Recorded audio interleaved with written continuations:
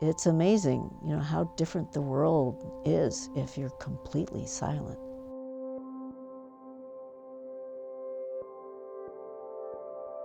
And it's really hard to keep your mind from thinking, but sometimes you're able to quiet your mind and it's like you're in communion with the universe. And the universe isn't out there, it's in here with you. It is you. And I don't know if it's influenced what I do or not, but I really treasure those experiences and those moments.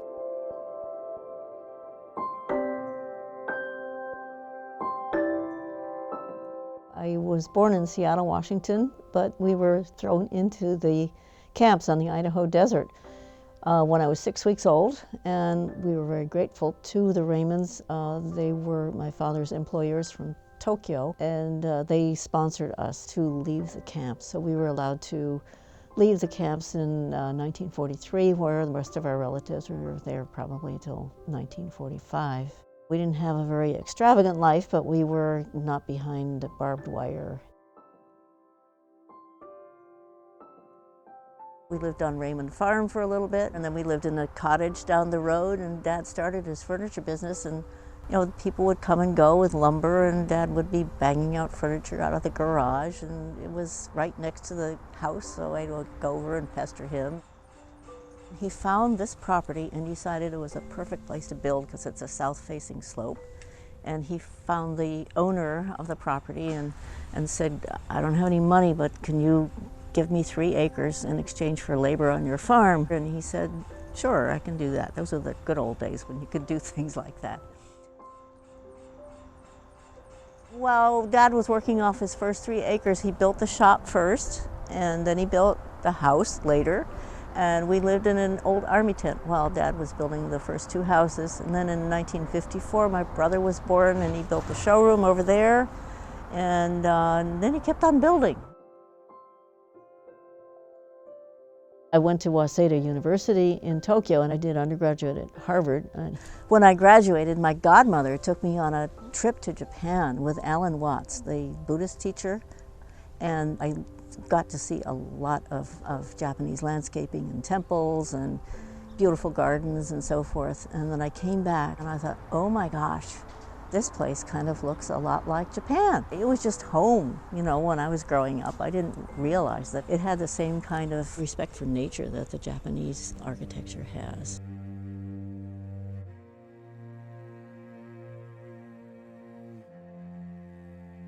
My name's Gerald Everett. I've been shop foreman since George passed away in 1990. I've been here a total of almost 50 years now. And my first job, really, basically George taught me how to work. It's second nature now to me, just what George taught and what I've learned from Mira and everybody else that's been here before me, just the reverence for the wood. And George's philosophy was never for the woodworker to push himself on the wood. The wood told the woodworker what to do, and you just had to be skilled enough to accomplish that. No 2 people are going to do things the same way. Dad had a completely different history than I did. He was brought up in a pretty traditional Japanese family. It was very authoritarian. It was very male chauvinist in a way. The women were usually not allowed to speak their minds. And my mother went along with him kind of reluctantly. She was the business advisor and was probably the only reason Dad ever had money in the bank. But I guess Dad expected me to be that way too. The hard thing is when I first came back to work, I had been, brought up in the U.S. and I thought, the educational systems here are mostly geared towards developing ego. One time I really remember he was angry at me is when I took an assertive training course because I thought, well, I'm not allowed to say what I want to say, so maybe if I learn how to assert myself better, it will be better. And then he just threw me out.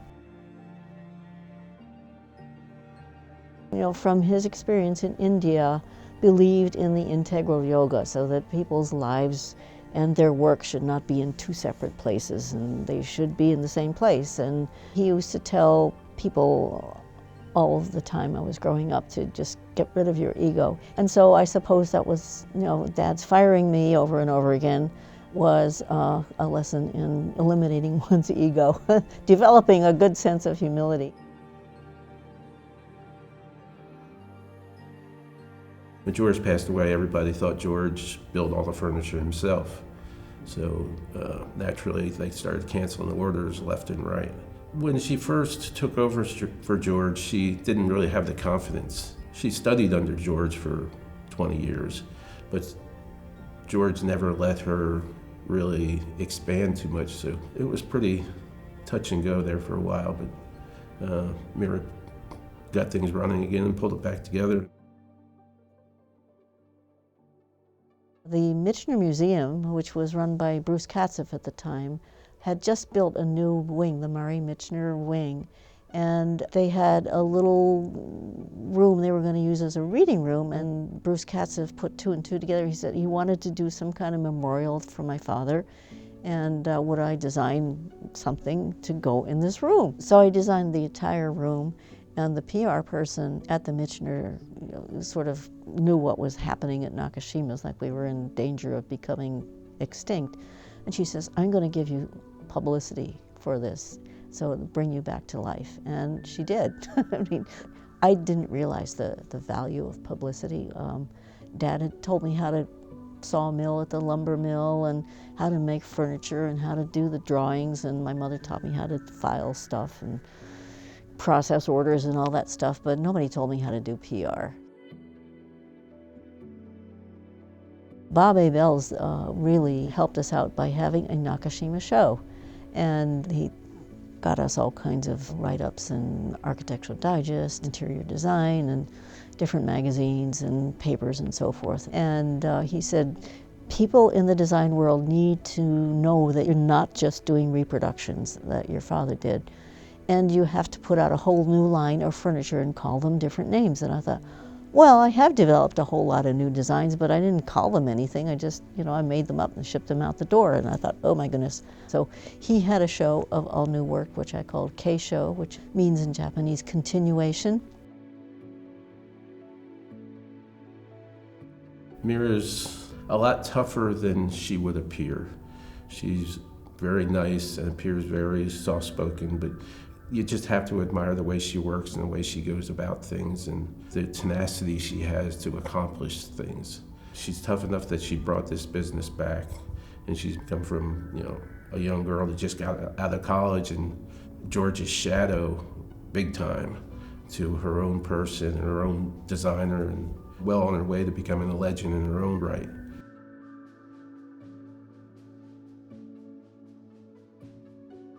I don't think there are that many people in this world that we live in now who understand trees the way my father did.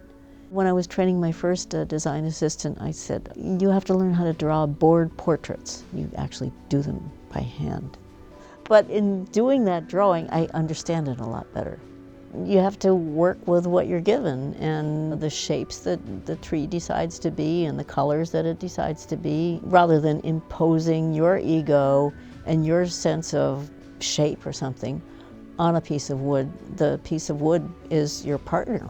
And I think it's really important that we realize these beings that are sharing this planet are actually very instrumental in preserving this planet, and shouldn't be just destroyed like they have no reason to be here. I mean, they have as much reason to be here as we do.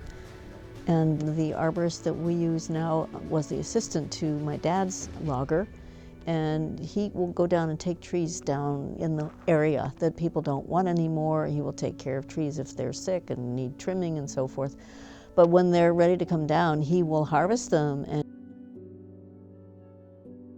when Dad first wrote his book called The Soul of a Tree, I thought that was a bit of an overstatement, but they certainly do have vibrations, and you can feel them. Some people will come in and say, oh, that piece of wood speaks to me, and that one doesn't. There is some kind of communication between human beings and wood, and we try to preserve that when we make our furniture.